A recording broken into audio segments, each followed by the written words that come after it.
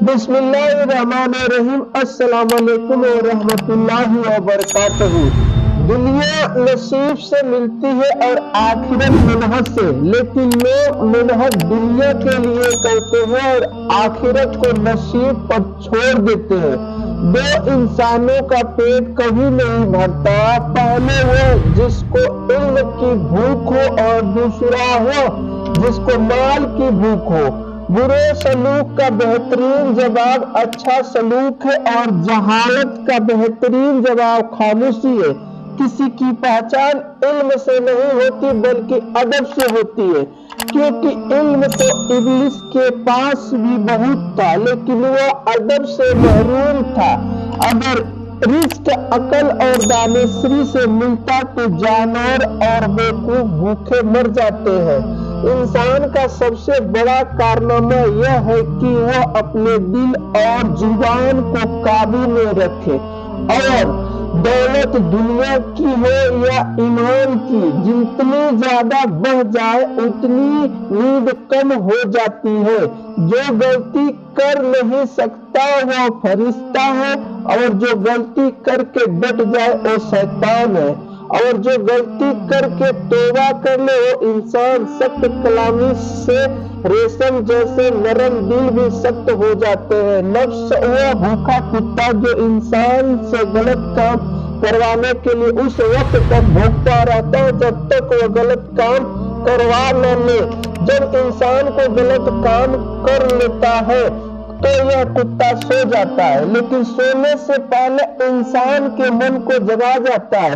کلام میں نبی اختیار کرو، کیونکہ لہجے کا اثر الفاظ سے زیادہ ہوتا ہے۔ اللہ کا ہر فیصلہ عقل اور انصاف پر مبنی ہوتا ہے، اسی لیے حرف شکایت کبھی مت لایا کرو۔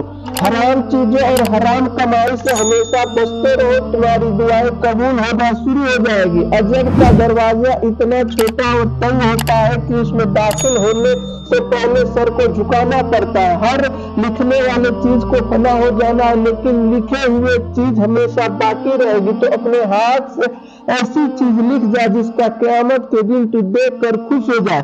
انسان کی تمام پریشانیوں کی وجہ مقدس سے زیادہ چاہنا، وقت سے پہلے جانا اور خیانت پسندی کی کمی ہے۔ جو شخص حرام مال کھاتا ہے اس کے تمام اعضاء گناہ میں پڑ جاتے ہیں، خدا وہ چاہے یا نہ چاہے۔ دنیا میں ایمان کے بعد اگر کوئی چیز ڈھونڈنا ہے تو اچھا دوست ڈھونڈو، کیونکہ اچھا دوست ایسے درخت کی طرح ہے جو سایہ بھی دیتا ہے اور پھل بھی۔